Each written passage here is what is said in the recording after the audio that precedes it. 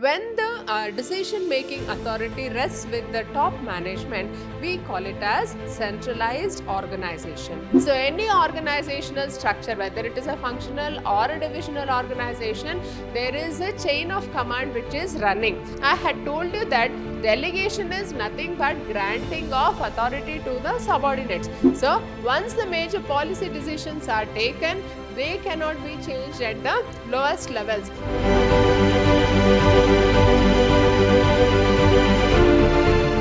Hello everyone, I am Purnima, faculty in the Department of Commerce, Vidhyaashram Pre-University College, Temple of Excellence.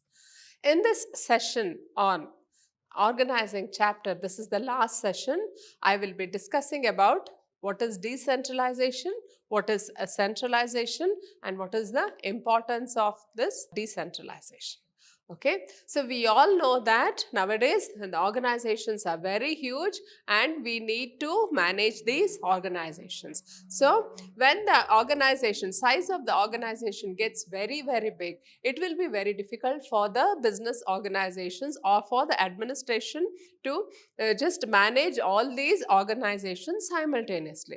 So there was a need for decentralization. So let us look into what is the meaning of the word decentralization. Okay, so in this session we will be discussing about decentralization. So we'll just look into what is the meaning of the word decentralization. In many organizations in which decision-making authority is with the top management, we call it as centralized organizations. Yes, so if the organization is very small, then it's fine. So whatever decision are to be taken, it will be taken by the top management. So the lower levels of management will not have any decision making authority. So when the decision making authority rests with the top management, we call it as centralized organization, or where there is concentration of power in the top levels of management. And we also see that whereas those in such authority is shared with lower levels are decentralized organizations. See, when the authority is shared with the lower levels or the subordinates of an organization,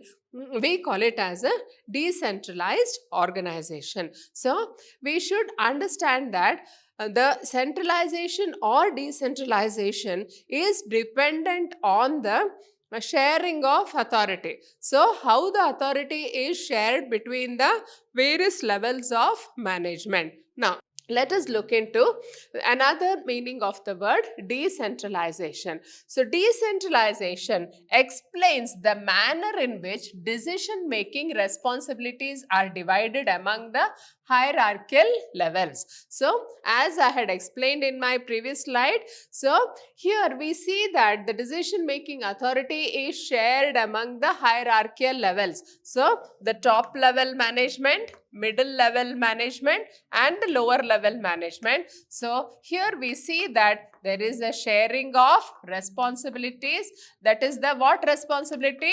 The decision making responsibility. So it is divided among these three levels. So that is what we can call as decentralization. So it also refers to delegation of authority throughout the levels of the organization. So when you are giving the authority or granting authority, we call it as delegation. So in my previous session, I had discussed about what is delegation.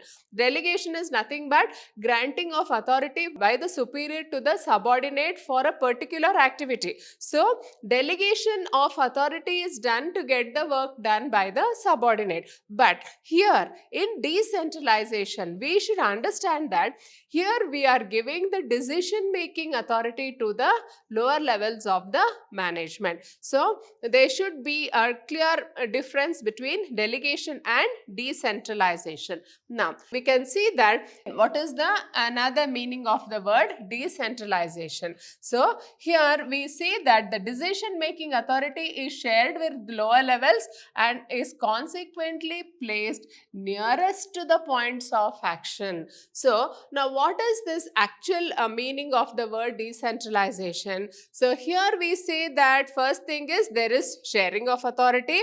Then next we see that there is sharing of the decision making authority, and thirdly, we see that this decentralization is existing near to the point of action. That is, where the action has to be taken, only there you are giving this power of decentralization to such persons. So, suppose there is a head office and there is a branch. So, this head office will give the powers to the branch manager to act on his own in the branch. So, if he is the branch manager, head of a branch, then he will be conferred with the powers to run the branch. That is, at the point of action, whatever decision he has to take, he can take as the head of that particular branch. So, this is what we mean by decentralization. See, there is sharing of authority, then there is also that is the sharing of authority related to decision making, and also we have to understand that it is given at the points of action, that is where action has to be taken. So only at that point you are giving that decision making authority to the branch head or whoever is heading that particular unit of the business organization. Then in other words, decision making authority is pushed down the chain of command. So we know that there is a chain of command running in the organization. So any organizational structure, whether it is a functional or a divisional organization, there is a chain of command which is running. So according to this chain of command, we see that there is an existence of authority and responsibility relationships between the superior and the subordinate. Now we see that in the delegation of authority, yes, we also see that there is a downward push in the authority, that authority flows from top to bottom. In the same way, in decentralization also, we can observe that this decision making authority comes from the top to bottom. That is, it is pushed down the chain of command. So whoever is in nearest to the point of action, to him this power of decentralization will be given. Then when decisions are taken by the lower levels are numerous as well as important, an organization can be regarded as greatly decentralized. Okay, so here we can understand that if there is a need to take decisions regarding that particular organization, that is at the point of action wherever we need to take important decisions, then we can have a decentralized organization. So as I explained earlier, we have the head office and the branch, and in the branch manager will be heading that particular branch, and he will be looking after all the affairs of that branch, and so he will be given the powers to run the branch as an independent unit. So all policy decisions will be decided by the top management, but administration related to that branch, that a type of authority will be given to the branch manager. So he will be looking after the affairs of that particular branch. So in this way, we can see that when decisions taken by the lower levels are numerous, so there are so many decisions to be taken at the branch level. This has to be very important, and these important decisions cannot be just postponed, or we cannot just send each and every issue to the top management. So in such a case, the branch head who will be looking after the affairs of the branch, so he will be conferred the powers to look after the administration of the branch, and as such he will be given the decision making authority. So when we confer such authority to the branch heads or the lowest levels of management, we call it as a decentralized organization.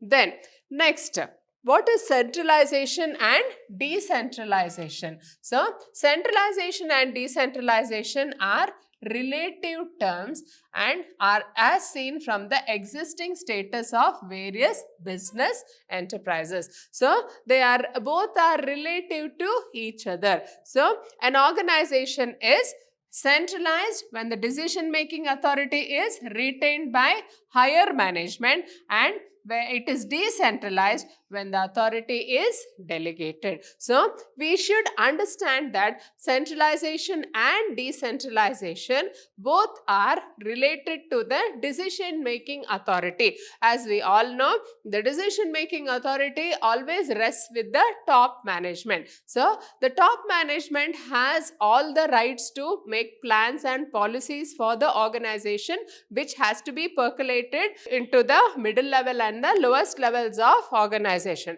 So whatever plans the top management do, that will be adopted by the middle management, and they will interpret their own plans and they will make their own plans in correlation with the plans laid down by the top management. And in the same way, the lowest levels of management also will formulate their own plans in accordance with the plans laid down by the top management. So here we can see that the planning is done by the top level, and based on their plans, the middle level and the lower level of management will be taking the decisions relating to their activities. So if there is a centralized authority, the top management will be busy with the planning and policy making, and whereas in a decentralized organization, all the levels of organization will have this decision making authority, or the authority is delegated or conferred to the lowest levels of the organization. Then we can say that what if there is complete centralization and complete decentralization? Can an organization be completely centralized, or can it be completely decentralized? Which is good? So let us see. Here, if you can see this drawing here, this is a completely centralized organization. So here we can see that there is decentralized organization. So here we can see that each one is independent, but here every person has to refer to the top management for any of the decisions. Here they can take independent decisions on their own. So here there is sharing of decision making authority. Here there is no sharing of decision making authority. Now let us see which is good, whether complete centralization is good or complete decentralization is good. So complete centralization would imply concentration of all decision making functions at the apex of management hierarchy. This would obviate the need for the management hierarchy. Suppose you go in for an organization which is completely centralized, then what will happen?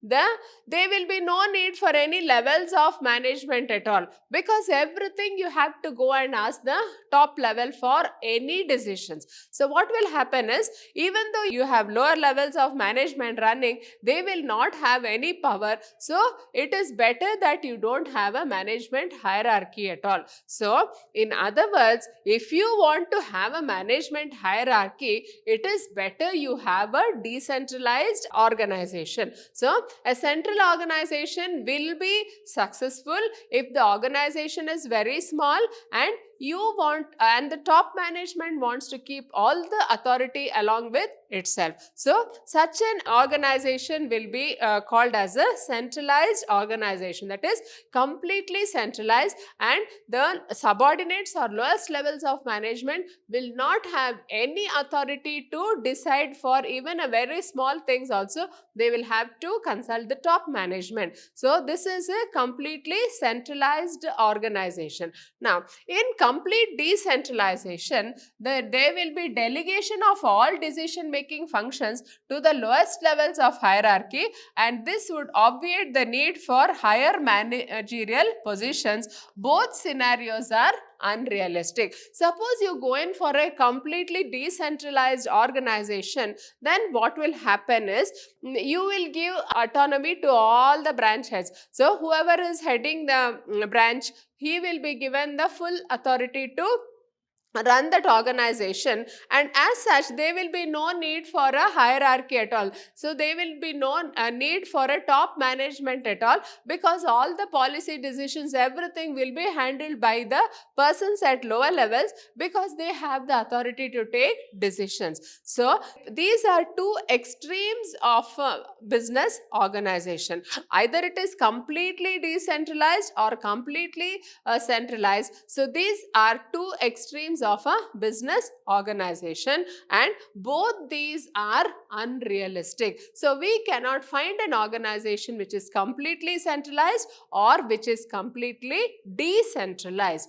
Then let us see what this slide tells us. So it can never be completely centralized or decentralized. As it grows in size and complexity, there is a tendency to move towards decentralized decision making. So when an organization is running, let it run as it is. Then we cannot just say that it is completely centralized or completely decentralized. So when the organization expands, that is when there are more and more branches, and when more and more employees are getting recruited into the organization, when you are adding more product lines to the organization, then when the administration of the organization becomes tough, only then you can go in for a decentralization. So you give a part of your authority to the zonal heads or the divisional heads, so that they can run the organization in a better and a efficient manner.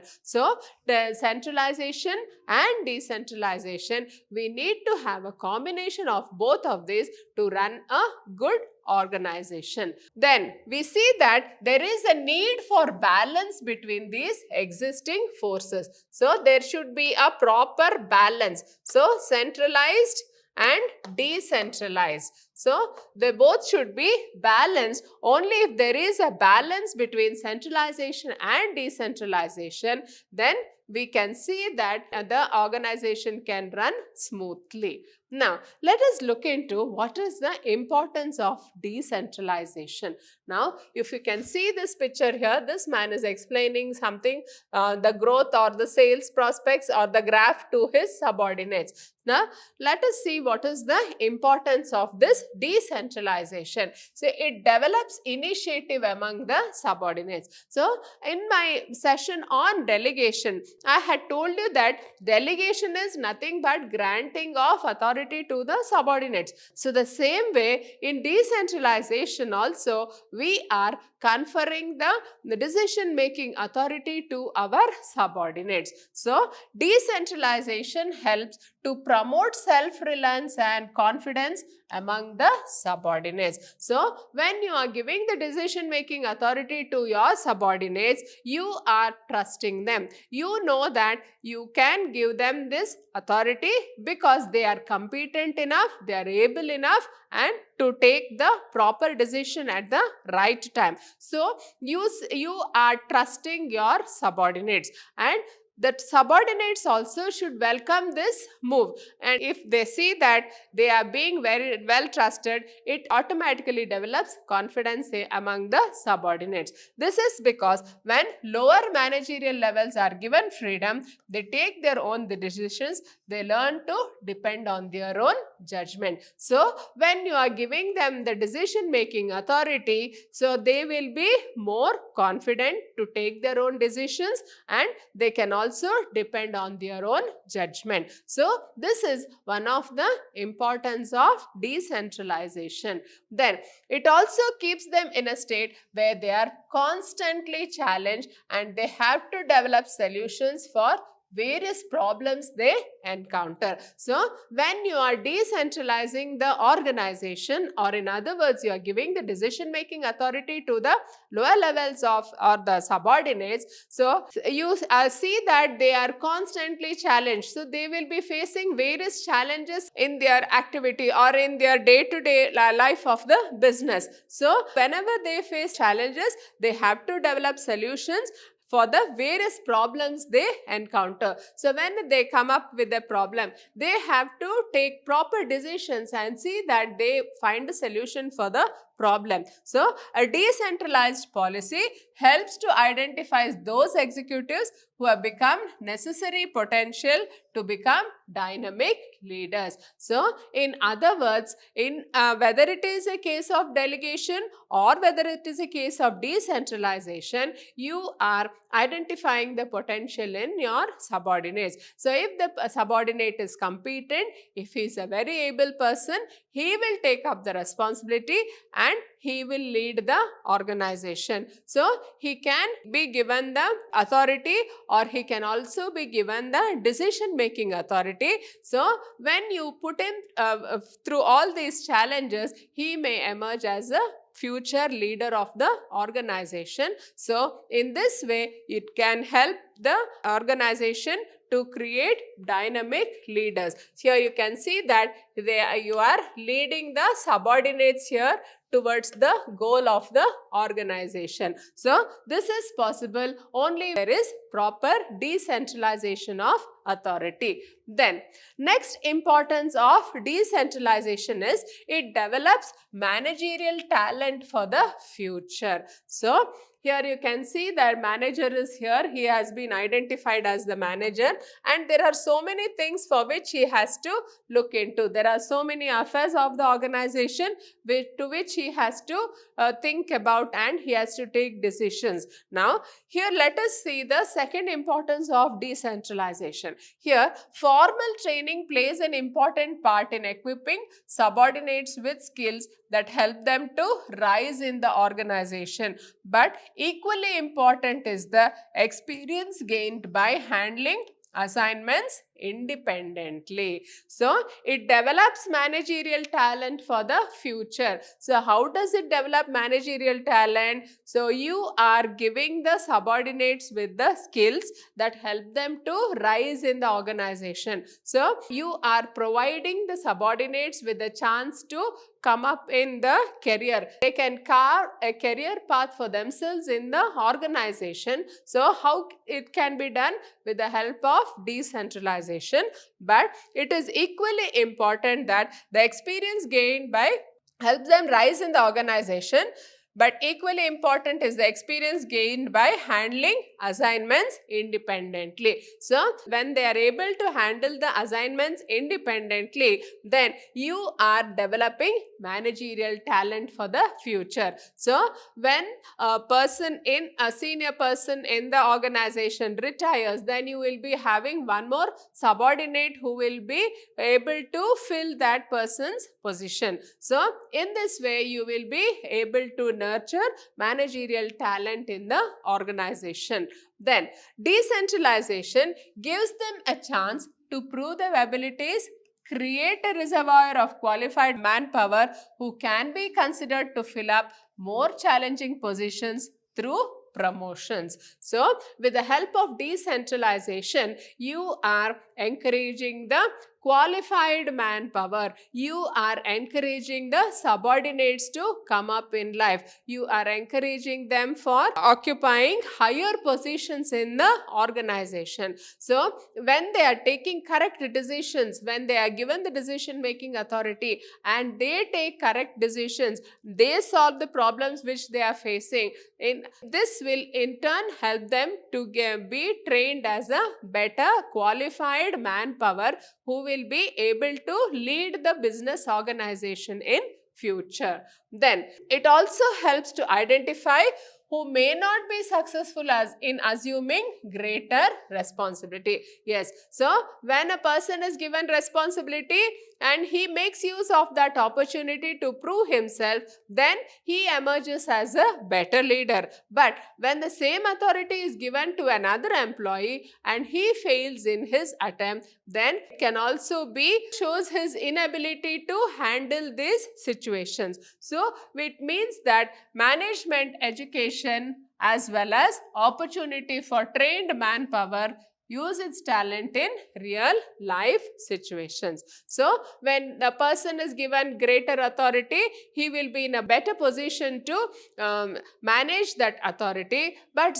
if a person is not able to manage that authority, then we can give that opportunity to somebody else. So in this way, we are identifying the hidden potential in each individual, and we are also trying to see who is better off and who is not better in decision making.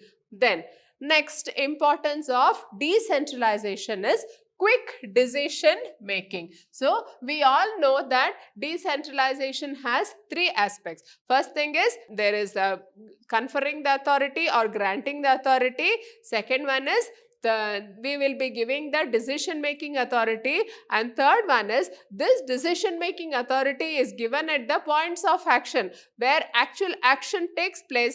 In that point only we will be giving this decentralization power. Now this will help in quick decision making. See, the management hierarchy can be looked upon as a chain of communication. In centralized organization, because every decision is taken by the top management, the flow of information is slow as it has to traverse many levels. Yes, so as we all know, the three levels of management, that is the top level, middle level and the lowest levels of management, there is a scalar chain which is running. So this scalar chain is also called as the chain of communication. So whatever has to be a message conveyed from here to the lowest level, it has to pass through all these levels and then go to the lowest levels of the organization. In a similar way, suppose we have to just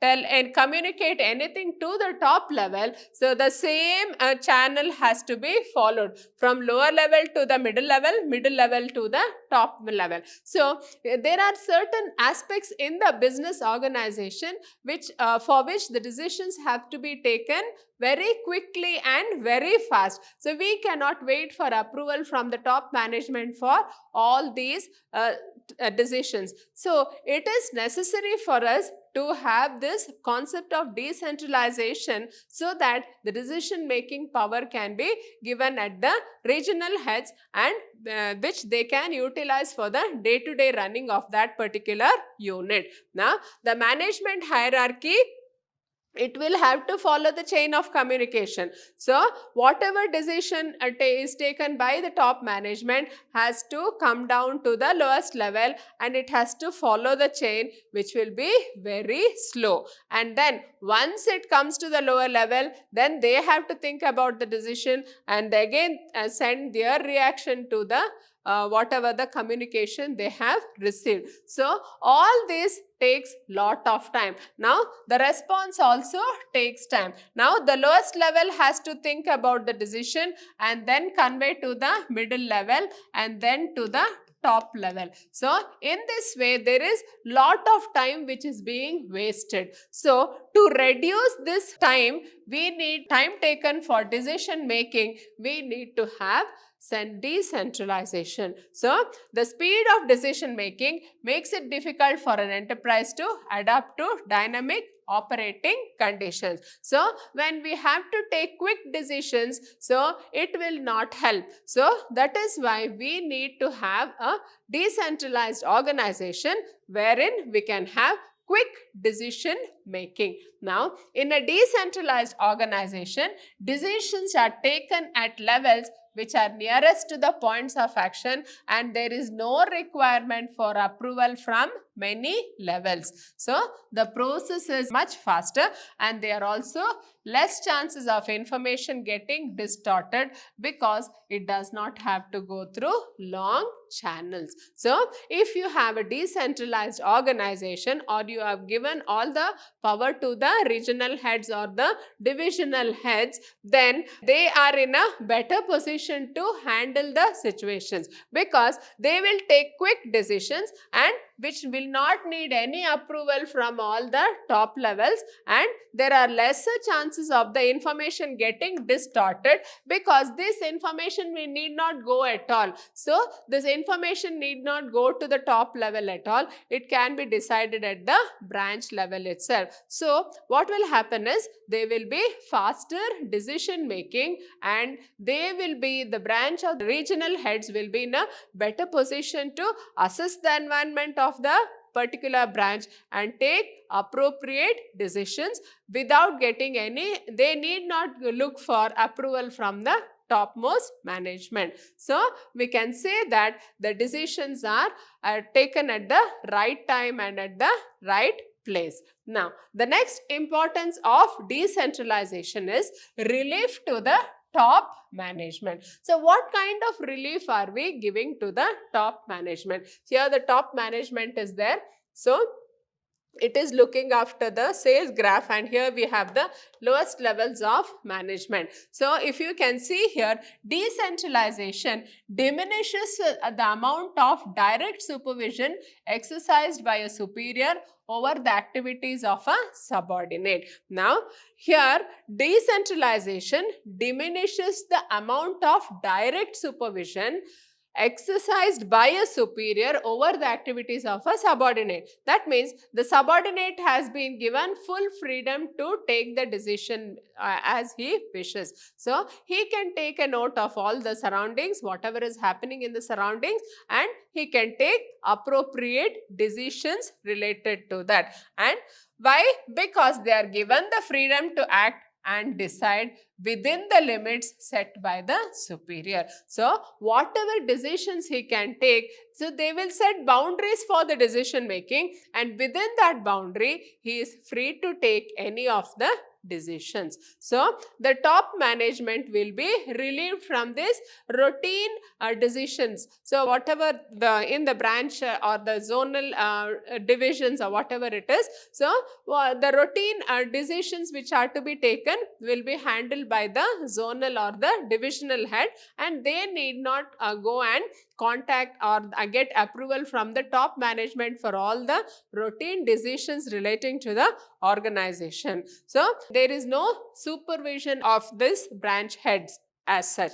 So personal supervision is generally replaced by other forms of control such as return on investment, etc. So as such, there will not be any personal supervision of the divisional heads in the organization, but they can have control like return on investment. So what is the profit earned by this particular branch? What is the, you can have a comparison of the activities of all the various branches and see which branch is more profitable, which branch has made more turnover in the organization.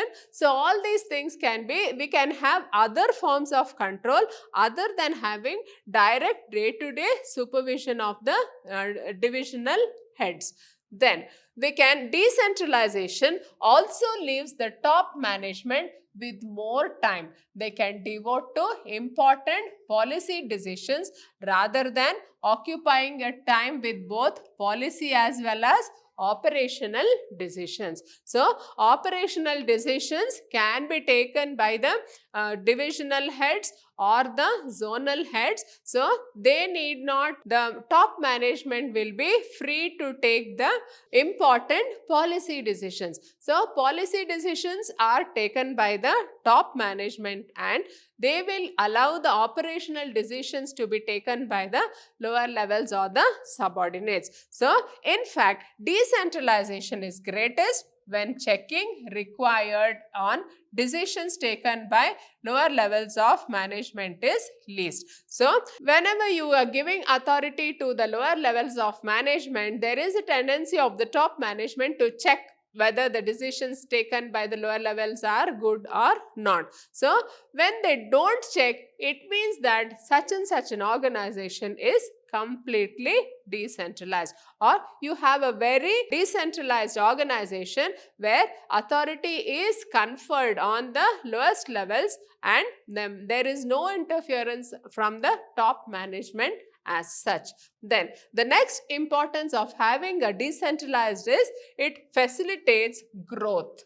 What type of growth it is facilitating? So decentralization awards greater autonomy to the lower levels of management as well as divisional or departmental heads. So when you are having a decentralization, you are giving greater autonomy to the departmental heads or the divisional heads. So this allows them to function in a manner best suited to the department and fosters a sense of competition amongst the departments. So when you are giving freedom to the departments or when you are giving freedom to the branches, so you are allowing them to have a sense of competition among themselves, and they will be able to put forward their best performance and give the best results to the organization. So consequently, so with each department doing its best in a bit to outdo the other, the productivity levels increase and the organization is able to generate more returns which can be used for expansion purposes. You can see here, this is the productivity level. So this productivity level will increase. This will be from poor to good, it has increased. Now, how this has increased? Only with the help of decentralization. So, when each department is given decision making authority, so what will happen is the productivity levels will increase and the organization will be able to generate more returns which can be used for expansion purposes. So, when the organization makes more and more profits, then there will be more scope for expansion. So, you can add more and more product lines, you can create more and more branches, you can expand your business as much as possible. So, all this is possible with the help of decentralization. Then coming to the last importance of decentralization is better control. If you can see here, this is the picture of a captain of a ship who is driving the ship. So he is in full control of the ship which is being driven. So you can see this. This is the steering wheel of the ship. So he is in control of the ship. Just like the captain of the ship is in control, the same way, if you are having a decentralized organization, we can have better control over our subordinates. How? Decentralization makes it possible to evaluate performance at each level and the departments can be individually held accountable for their results. So, when you have given the freedom, when you have given autonomy to the various departments, so you will be able to evaluate the performance of each department. So, how each department has fared, which department has made more profits, more turnover, so more sales, more growth. So, when we have a comparison, we can also hold them accountable. So, when we have given the autonomy, we have also the right to ask them for, make them accountable for their decisions. So, whatever decisions they have taken, it should be always in the best interest of the organization. So, the extent of achievement of organizational objectives as well as the contribution of each department in meeting the overall objectives can be ascertained. So, we should see that when you have a decentralized organization, you are conferring greater autonomy to the departments or the branches, and then we have a performance appraisal of all the different branches or the different departments, and then we can just analyze how far the organizational objectives have been achieved. Then last, in conclusion of this, we can say that the feedback from all levels helps to analyze variances and improve operations. So, when you are having a decentralized authority, all the different departments or the different divisions of the organization will compete with each other, and we will be having the results of each department and each branch. Then what will happen is we will be able to analyze variances. So, why this particular branch is not faring well or why one particular branch is doing very well. So, we can analyze and also we can make room for improving their operations. So in decentralization, one of the challenges is accountability of performance. So when you have given the freedom to make decisions, it is the duty of that particular branch to be accountable to the top management. So they are answerable for all their decisions, and they have to take proper decisions to see that the organization runs into profit. In response to this challenge, better control systems are being evolved, such as balanced scorecard and management information system. So nowadays we can see that there is a trend of decentralization. So most of the organizations are running in a decentralized manner, and they are evolving better control systems. So what type of control systems they are having? So they are having a balanced scorecard and management information system. So how each branch is faring, just like we have a progress report which tells us the progress of each and every student of the class. In the same way, we have a scorecard of each of the branches of the organization. So when we collect the progress card of each of the branch,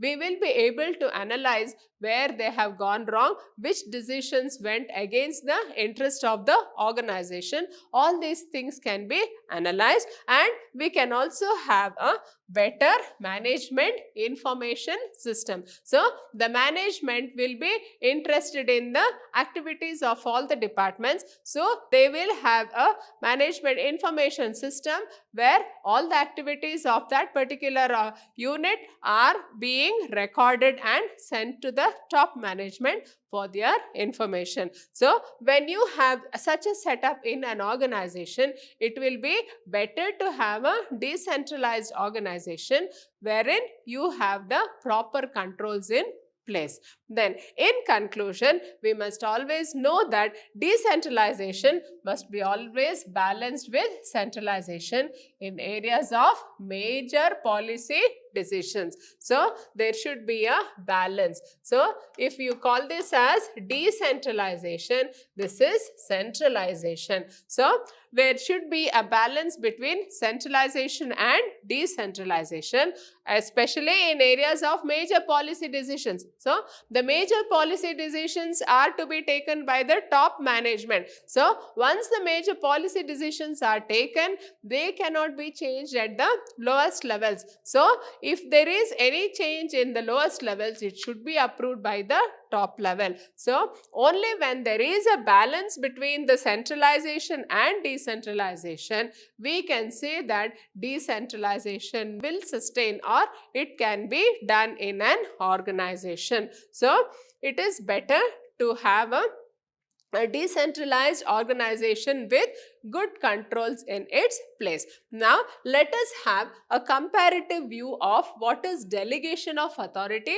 and what is decentralization of authority. Now if you look into the nature, we see that delegation is a compulsory act because no individual can perform all tasks on his own. Yes, so here we see that delegation is given by the manager to the subordinate. Why? Because the manager cannot do all the tasks on his own. So he will be giving some of his activities or some of the tasks which can be handed over done by the subordinate. So he will be handing over or conferring his authority to the subordinate. That is what we call as delegation. But decentralization is an optional policy decision. It is done at the discretion of the top management. So if an organization has to be run in a decentralized way, then it has to be taken, the decision should be taken by the top management only. The manager at any level cannot take this decentralization decision. So it is an optional policy decision only. So here we can say that delegation is something which is granting the authority to the subordinate, but decentralization is a policy decision which has to be taken by the top level of management. Now, next one is freedom of action. So, in freedom of action, if you see, there is more control by superiors, hence less freedom to take own decisions. So, even though you have given the authority to your subordinates, the manager will be supervising the work done by the subordinates. So, whatever the work he has done, so he will be just checking how the work is being carried out by the subordinate, and as such the subordinate will not have any freedom to take any decisions without consulting the manager. But in a decentralized authority, there is lesser control over executives and hence greater freedom of action. So, here in decentralization, we have the decision making power which is given to the branch heads or the divisional heads, and they have greater freedom to take decisions and lesser control by the top management. Now, coming to the status. So, if you can see what is the status of delegation? It is a process followed to share tasks. So, when the manager has a lot of work to do, he can just use this process of delegation to get the activities done through his subordinates. But in a decentralization, it is the result of the policy decision of the top management. So, there is a policy decision which has to be taken. Otherwise, you cannot have a decentralized setup in the organization. Then, next is the scope. Now, in delegation, it has narrow scope as it is limited to superior and his immediate subordinate. So, in case of delegation, it is very narrow. The powers are related to the getting the activities done by the subordinate. So, whatever work the subordinate has to do, that he has to complete it and give, and once he finishes the job, then the authority will be taken back by the manager. So, delegation is just for getting the job done by the subordinate. But in decentralization, it has wider scope as it implies extension of delegation to the lowest level of management. So, in case of a decentralized setup, we can see that there is a wider scope because the divisional heads or the zonal heads, they will have more freedom, more autonomy to take decisions. So, they can just analyze the business surroundings in which they are working, and based on that, their decisions are to be taken. So, they have a wider scope and all their decisions will be within the limits set by the top management. However, it has a wider scope compared to delegation. Then last one is the purpose. If you can see, the purpose of delegation is to lessen the burden of the manager. So, whatever the manager had to do, he will be getting it done with the help of his subordinates. So, this is in case of delegation. But in case of decentralization, to increase the role of subordinates in the organization by giving them more autonomy. Now, if you are going in for a decentralization, you are just expanding the role of the subordinates. So, whatever work, job the subordinates are doing, you are giving them more authority, you are giving them more decision making power, you are making them more independent to see that they run the organization in a separate way. So, they have full autonomy to take decisions in the best interest of the business. So, here we can see that decentralization and delegation of authority, we had a comparison. So, delegation is confined to getting the job done for a particular activity, whereas decentralization is a policy decision to be taken by the top management. So, we can see that decentralization must always be balanced with centralization in areas of policy decisions. So, with this, we have come to the end of this session on decentralization. Thank you.